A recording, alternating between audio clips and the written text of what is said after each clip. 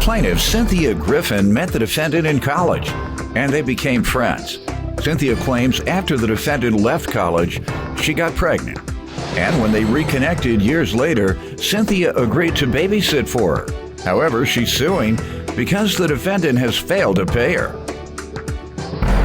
Defendant Caitlin Mulligan says Cynthia often confided in her about her drug-addicted, abusive boyfriend. And Caitlin comforted Cynthia after her boyfriend cheated. Caitlin insists she told Cynthia to pick up the money, but she refused. So Caitlin feels she no longer owes. Ma'am, you're suing your former babysitter for $300? I was the babysitter. Oh, I'm sorry, for babysitting fees. Mm-hmm. All right, so what months did you babysit her? Her kids. Oh, her children. All right, I don't know. Some people need babysitting like that. Sometimes Doyle might need a babysitter from time to time. All right, give me some background on your friendship. Well, I met Caitlin back in 2007. We went to college together, lived in the dorms together. At first, we didn't really hang out that much. I was always with my boyfriend at the time, and eventually he ended up cheating on me, so I went out and partied with her one night, and we became like really good friends after that, always hung out. After that, she kind of left college. I left shortly after. She got pregnant. Did you all graduate? I have my associate's degree. Okay, and was that the college you attended, or was it a 4-year college? It was just a community college. Okay. But, yeah. And what about her? Did she graduate? I'm not sure. Okay, go ahead. But she got I was just pregnant. wondering, a lot of kids party their way out of college. I know you were saying you all did a lot of partying. Well, she got pregnant, and I got pregnant shortly after. I actually have 3 kids now. She had 4. So we became busy with our lives, stopped hanging out. But recently, on August 17th, she asked if I would babysit How did her. you all resume your friendship? We were just like Facebook friends, acquaintances. All right, let me get some background from her. Like Cindy said, we met in college in 2007. She always was, I was there for her when she was complaining about her boyfriend cheating on her. I was always there for her, actually. A couple years ago, she complained to me about how her boyfriend was on meth and steroids and woke her up choking her with her kids in the same bed. Tried telling her to leave him. Obviously, she didn't do that, but I've always been there for her. I met her again at my kids' school. Her daughter was going to kindergarten there. I asked her, she told me at the time that her and her boyfriend didn't have a job. I offered her a job. She accepted.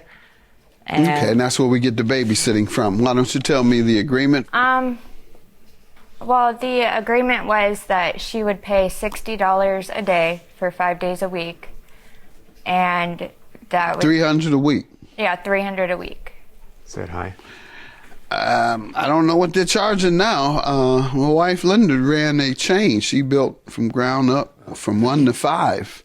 People want to know what my wife used to do. She was an educator, early childhood educator, got her degree, worked for the school system in Detroit a couple of years, and then started her own first preschool, built up 5 that she ran for 15 years. But maybe she was shorting the household of some money, because I didn't know you were getting all that. She was telling me they were getting $100 a week. Now you're telling me you get $300 a week, huh? Uh-huh. You gotta talk to her. Yeah, talk to her.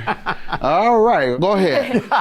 Well, for 2 hours in the morning, it was 4 kids I was watching total, and then 2 for the rest of the day. My wife had 100 per school. Yeah. And she was still bringing home, like I say, 100 per week per child. Go ahead. But yeah, so I agreed to it. It wasn't at all what I expected it would be. Why? I don't know. I have 3 girls. Maybe I'm not used to boys. I don't know, but the boys were just a handful. Like the older one would just run outside, run down the street when he was mad. How old was he?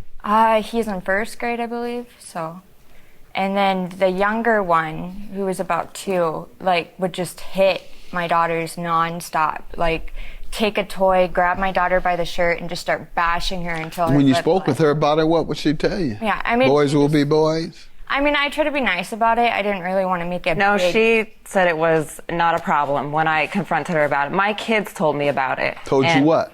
They told me that they were that Tay hit her daughter, my son, my 2-year-old hit her daughter. I asked her about it. I was like, I'm so sorry. Like, what happened? She was like, oh, don't worry about it. It's okay. She's fine. Okay. So. All right. I mean, I was just trying to be. So you let it go, and what other problems were there? That was the main thing. Okay, so why are you suing her? What happened to cause you to sue her today? Well, I found a job, something more suitable, I guess, for me. And I had told her on August the 2nd, it was a Saturday, that I just couldn't do it anymore. I found a new job, and... Let's speed this case up. I got a lot of questions for my wife, but what happened to that 100 person? Go ahead. What now? But yeah, my she mind didn't is on pay for something the totally last... different now. Go ahead. After I quit, she didn't pay for the last week of babysitting. I brought it up to her, asked when she was going to pay. She ignored me at first. Then eventually she agreed to pay half on that Friday, and then the other half 2 weeks from then. And then when it came down to it, she never showed Okay, up. now do you owe her or not? I have. Look, I tried to pay her. I put the money in my This mailbox. little bit of money. Since she ran them This schools is 15 years and gonna act like she didn't get nothing. What? I got the money order. I put it in my mailbox. I told her it would be in my mailbox. She refused to come pick it up.